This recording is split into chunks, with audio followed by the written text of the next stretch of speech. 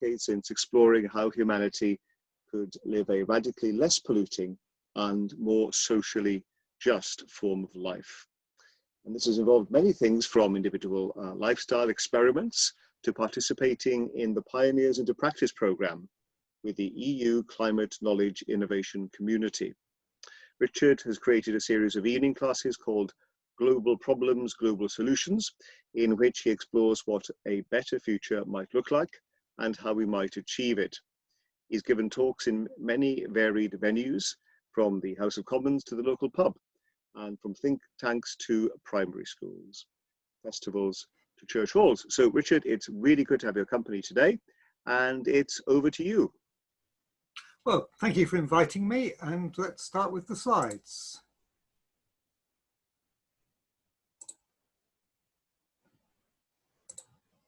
There we are.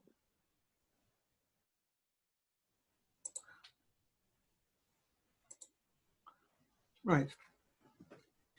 Well, I've been asked to talk about the climate emergency, COP26, and the politics and policy surrounding that. And COP26 was due to be held in Glasgow, but has been postponed due to the COVID-19 crisis. There's much talk about after COVID, a return to normal, but normal is an interrelated web of crises: the climate crisis, an ecological crisis, and a crisis of inequality. And these three crises are intimately bound up with each other. And in my view, it's highly improbable we'll solve any one of these crises without saving all three simultaneously, because the causes of them are all so deeply intertwined. This talk today is in three parts. We've got, the first part is about the triple crisis: the climate, the ecological, and the inequality crisis. And I'll show about half a dozen slides about that. Then the next part, I'll just show a couple of slides about COP26 and try and identify who are the feet draggers who are trying to prevent progress and who are the real climate leaders. And then the third part is an absolutely enormous subject of everything needs to change, here's how. I just scratched the surface of that and show a dozen or so slides.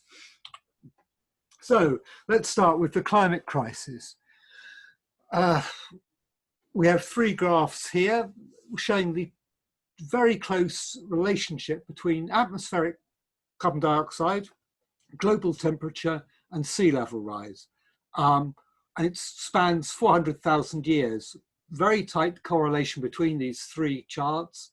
And if you look in the top right corner of the CO2 concentration, just over the last 100 years or so, and getting worse all the time, is this rapid increase in carbon dioxide, which is now at 420 parts per million, which is something we haven't seen for millions of years, and which will very rapidly lead to a climate that's fundamentally incompatible with human life.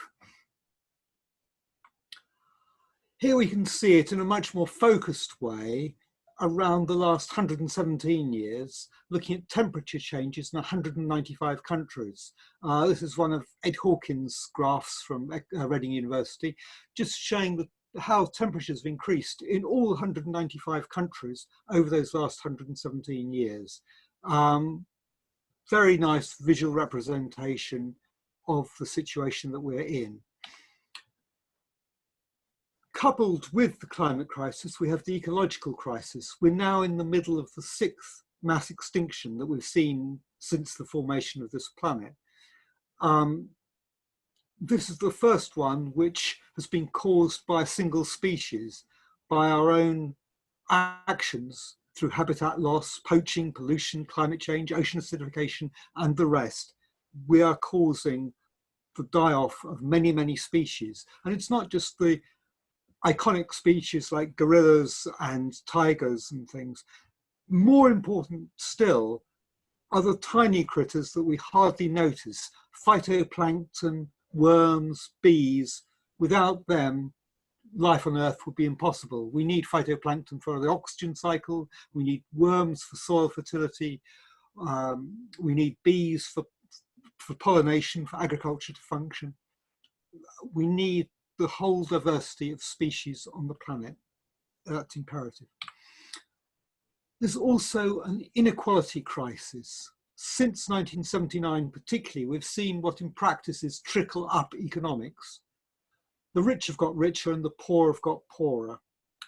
And this has happened to a staggering extent. There are now currently about just over 2,000 billionaires in the world. And those individuals have enormous effects on the politics and pollution in the world. And their share of the wealth is just going up exponentially quickly. So those 2,000 individuals now own as much as the bottom 4.6 billion people. The inequality crisis is deeply tied up with tackling the climate and an ecological crisis. As I said at the beginning, it is unlikely to be successful at tackling any one of these separately because they're all tied together. So we have to tackle all three simultaneously. And there's two quotes I love here. One from Colin Tudge. The prospects for humanity are somewhere between glorious and dire. It is hard to be more precise. And then saying something very similar, but expanding it a bit, is someone called Lauren McLean, who posted this on Twitter. To believe that doom is impossible ignores how terrible climate impacts could get. But to believe that doom is inevitable ignores science, human ingenuity, and the power of movements. And I think that in two brief sentences that sums up the human predicament and where we are now. So, a better future is possible. The changes required are technologically and philosophically possible. The blockages are political and cultural, and that is the absolute nub of my work. So when we get to look at COP26, the main negotiations are likely to fail again, as so many of these climate discussions have failed, because there's a lot of the most influential and powerful politicians don't want them to succeed. They're still strategizing to try and maximize their own short-term economic and political gain. And so we're beginning to look at who the real climate leaders are going to be and ask ourselves the question, might a second strand emerge where a coalition of the willing forms to take bold action?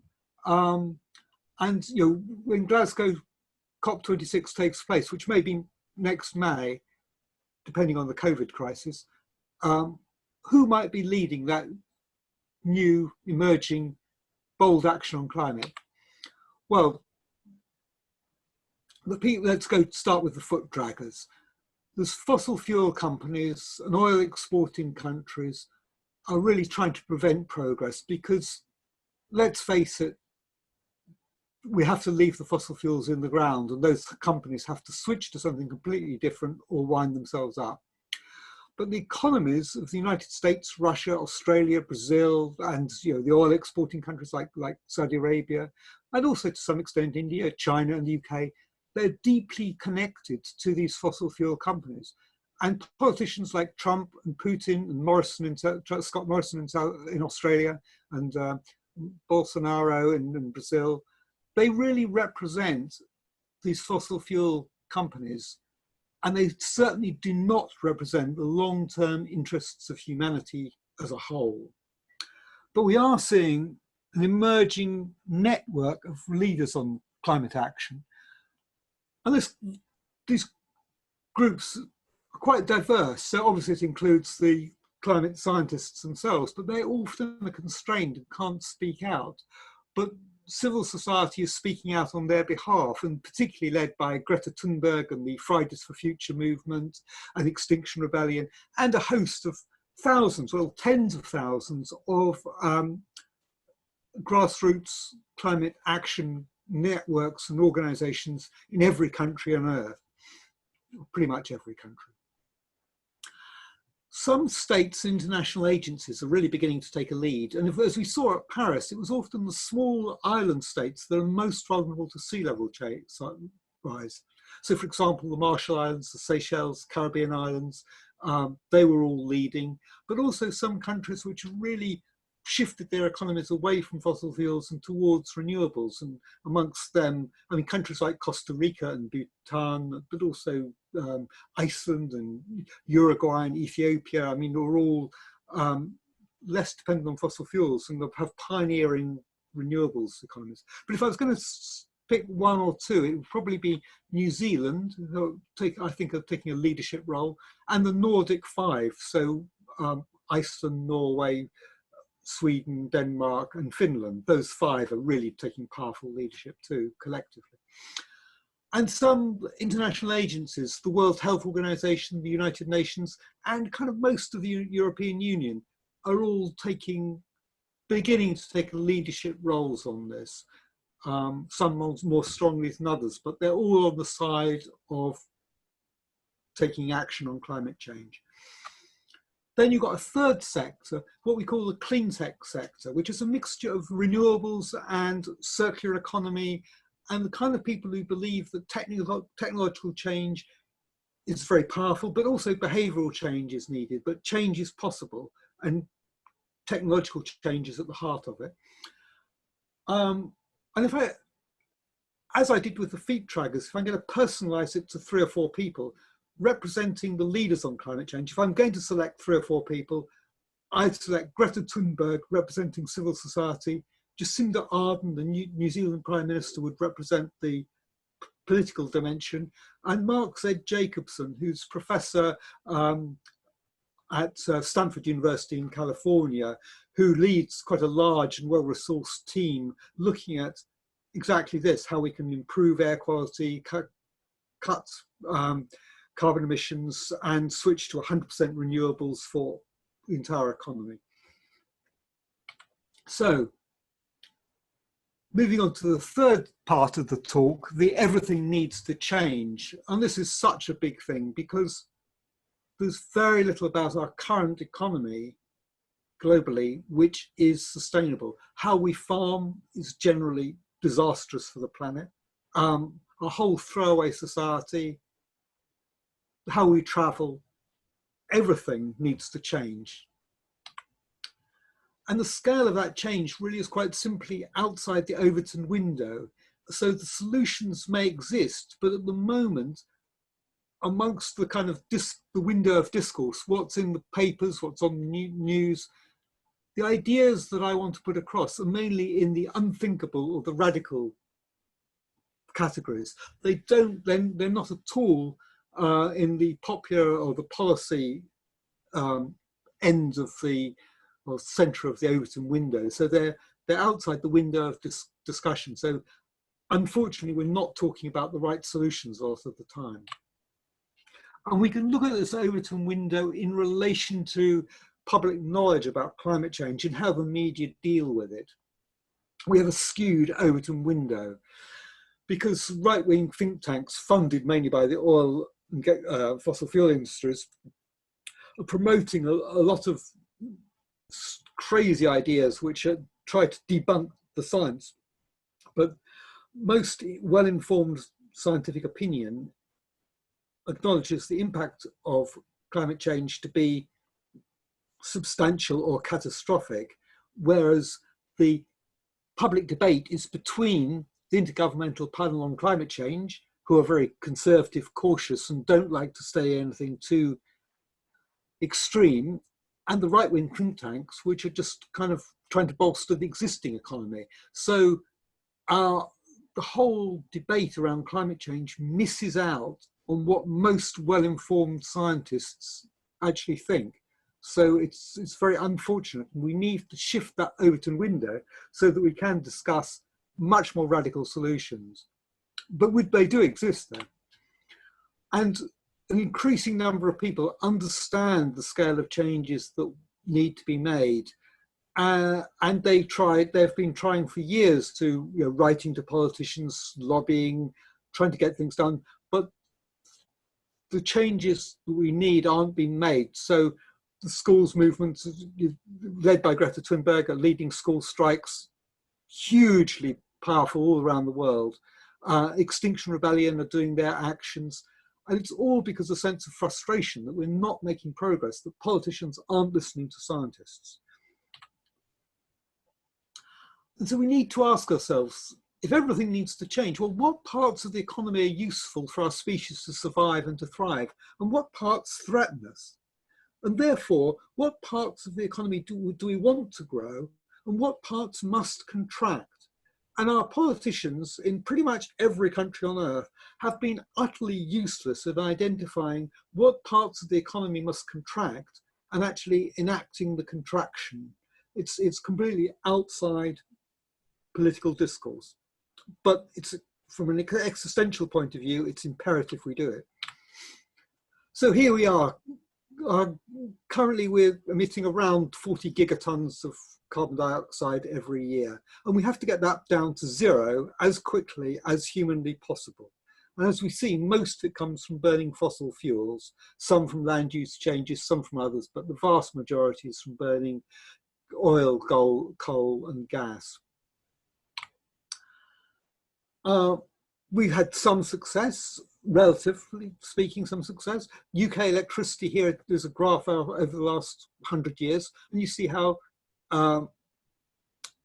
electricity use grew dramatically between 1920 and about 2005, but then it leveled off and started to decline. And the fact that overall electricity consumption is falling is a very good news. And it's been brought about almost entirely by technological change. Things like the replacement of incandescent light bulbs by LEDs has been very powerful. With government leadership, for example, a really rigorous policy on demand reduction and efficiency gains, that overall demand could be reduced much more quickly. The other very good thing that this graph shows is how wind and solar have increased their share of the electricity generated. And that has meant that we've actually been able to decrease the amount of coal we're burning. And actually, over the last 30 days, we've gone completely coal-free for the first time since 1880. So that's dramatically good news. And other countries are doing similar things, shifting away from coal and towards renewables. But it's not happening in every country. Some countries are still on the upward trajectory of their electricity use. And if we look at the next graph, we've made some progress in the electricity sector, but pathetically little progress in other sectors like industry, homes, services, refineries, etc. And we need to get all of those lines right down to the bottom, down to zero. Then we need to look at this question of 100% renewable energy for all sectors and all countries. So for electricity, heating and cooling, transport, industry, agriculture, the lot. Mark Z. Jacobson calculates that this is not only technologically possible, but quite affordable. And he calculates it'll cost $73 trillion to do the whole globe for all sectors, spread over 30 years, which when you look at the costs of what we're currently spending on the health impacts from air pollution, from climate change, and from buying fossil fuels and investing in more fossil fuel technology and more nuclear power and things. Actually, $73 trillion is quite frankly relatively modest. I personally would like to add to the Green New Deal a whole lot of extra investment in health, education, housing, sanitation, ending global poverty. We can do all those things. They're all necessary, they're all possible, they're all desirable, they're all affordable, but it does mean restructuring the entire global economy and redistributing wealth on a massive scale. Now I just want to focus for the last part of the talk on one particular sector. Unfortunately, I haven't got time to look at all of the other sectors like housing and things, and other people within this series of talks are covering some of those things, but I'll just look briefly at transport.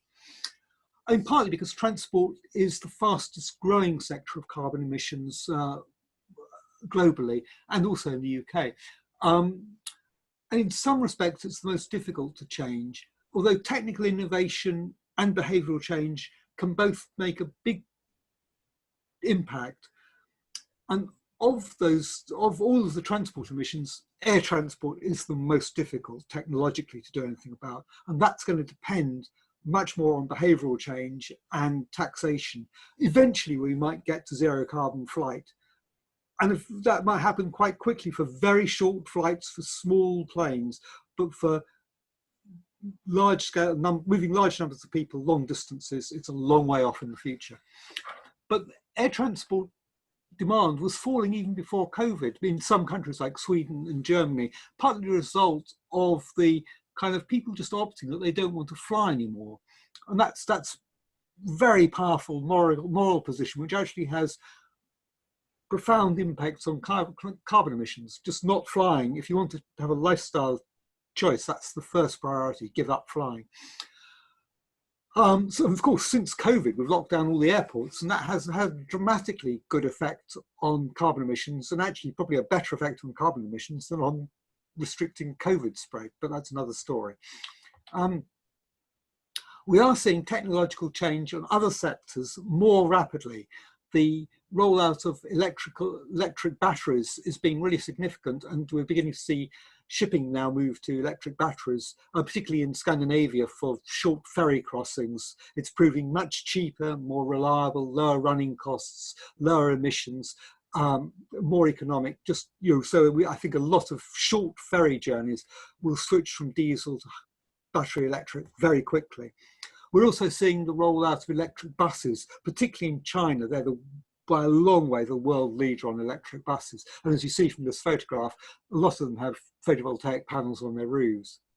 And then we see a couple of cars here, the Tesla S at the bottom, big selling, high value electric car, and the Sono car, which is really interesting in that it's covered with photovoltaic cells over the roof, the doors, the whole bodywork. Every square inch of it is photovoltaic cells, so it can recharge itself just when it's parked or when it's driving along. So, that's an interesting new breakthrough from a startup company in Germany.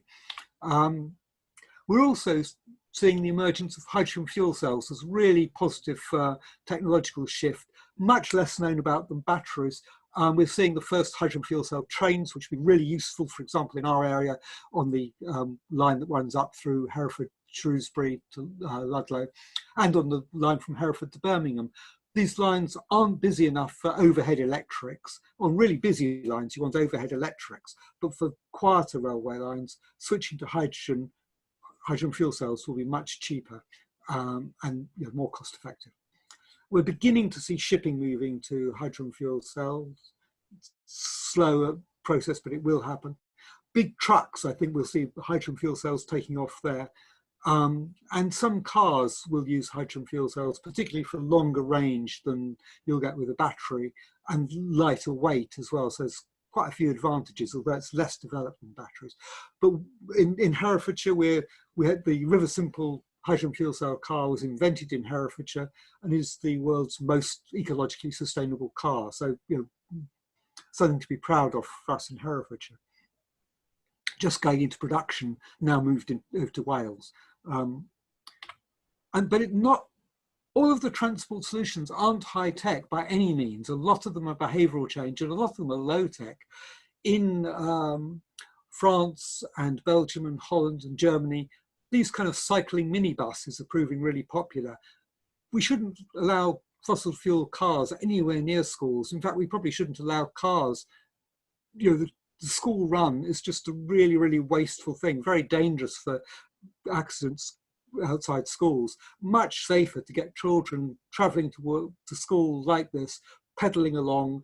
They tend to enjoy it. These are very popular on the continent, and of course zero carbon as well, and much fitter and healthier.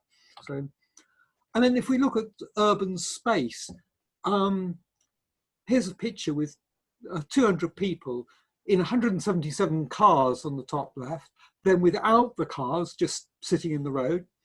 Then if they were on bikes, they'd just take up one carriageway, so about a fifth of the space, and even less space if they were squeezed onto just 3 buses.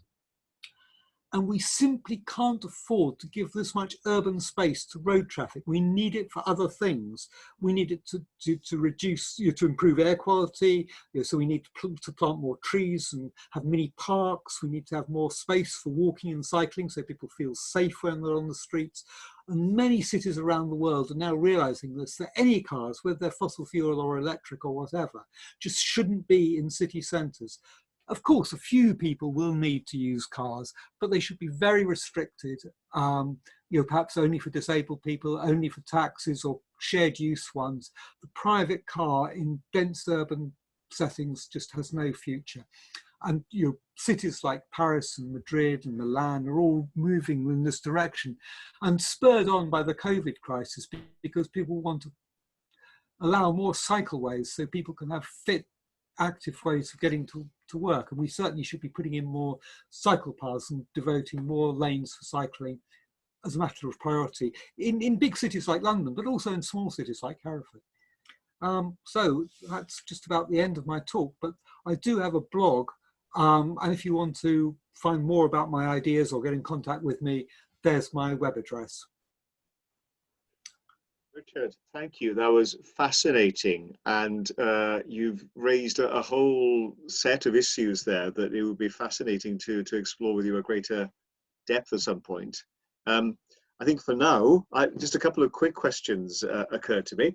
And the first is, I mean, you've referred more than once during the course of your talk to the current pandemic and obviously the restrictions that have kicked in on the back of that. Looking into the medium and long term, how do you think the current pandemic and the after effects are likely to impact on the sorts of changes that you've been talking to us about? Well, I think it's very complicated, and I think different countries will learn different lessons from it, and different people will learn different lessons. But to me, one of the really important things, which I think a lot of people are grasping, is that when we want to change and when we all believe something needs changing, we can change very quickly. I mean, if you just look at how we built those Nightingale hospitals, in the past, people would have talked about proposing a new hospital. It would have been debated and planning permission sought, and it would have taken a decade minimum, but often 2 or 3 decades before it actually got built. We suddenly find if we wanted to do it, we could do it in a fortnight. If we wanted to reduce, and if everybody in the planet understood the severity of climate change, if they understood the science, we could reduce carbon emissions dramatically quickly. I mean, in a fortnight, we could probably reduce them by 30, 40, 50%. It would mean some pretty radical actions. It might mean closing down some airports and doing all sorts of other things. Making some forms of transport less accessible, others more accessible. It might improve a lot of quality of life things. It might mean a lot of people working from home more, but for a lot of people, that's actually a very pleasant option. A lot of people fly to meetings all around Europe, around the world, which can be done by Zoom. Why on earth would you revert to flying to all those meetings? And many, many other things can be shifted online at huge savings to carbon emissions and huge savings to people's time and stress and air pollution and all the rest of it. So on the whole, you're pretty positive. Well, I think we can go in 2 ways.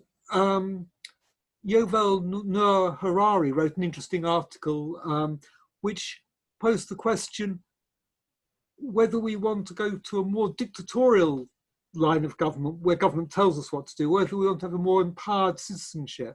And I'm very much believe in having an educated, informed citizenship who have logical debates around things and collectively can take action. For example, we all wash our hands, not because the government tell us to wash our hands, but because we've known for 150 years that actually washing your hands is a good way to kill germs.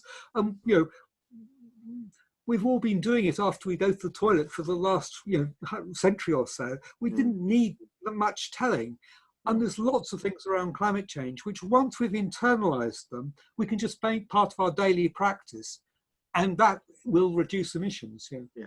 That's one of the lessons from COVID anyway, I think. Indeed. Well, we'll all hope for the best there and do what we can towards it. Richard, one final question which occurs to me. I mean, quite apart from these recent developments, what kind of global or national campaigns do you think the individual could best get involved in if they want to exert as much as leverage as they can to take this kind of agenda forward?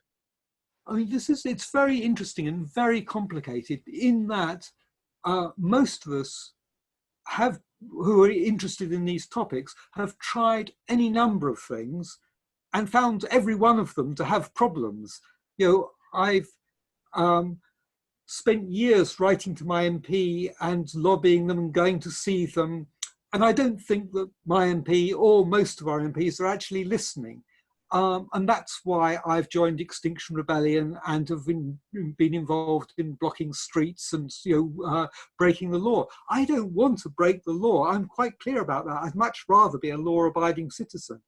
But I have tried for getting on for 40 years, writing letters, lobbying MPs, giving talks, trying to inform people, and writing to the newspapers, all those sorts of things, and being a member of all sorts of groups like Friends of the Earth and Greenpeace and Oxfam and lots of other worthy groups. And I'm not saying don't join these groups. I think it's really important that we join groups and don't, because on our own we can do various things. We can adjust our own lifestyle. I definitely recommend doing that, but that's not enough. So we need to adjust our lifestyle and join a group. And which group you choose, don't just choose one maybe, or maybe you will choose one, but there's a lot to choose from. And it may be your church group. I mean, I'm involved in Quakers, and Quakers have a very strong line on climate action. And I'm involved in networking with other Quakers who want to take us that forward and be more effective on that. But, at the same time, I'm hugely supportive of the Fridays for Future movement led by Greta Thunberg. And they're overwhelmingly led by teenagers. And I have nothing but admiration and awe for them. And I follow lots of them on Twitter. And one of the things that I find most encouraging is following these people in parts of Africa where they don't have good quality access to information until the internet, but now they are linked in and incredibly well informed, and often better informed than many of my neighbours here in Hereford, even if they live miles and miles from the nearest source of regular electricity. Fridays for Future in Russia, they operate under tremendous political pressure. One of the people I follow on Twitter has been repeatedly arrested, and yet he still goes out and demonstrates and gets arrested again. That takes some degree of guts.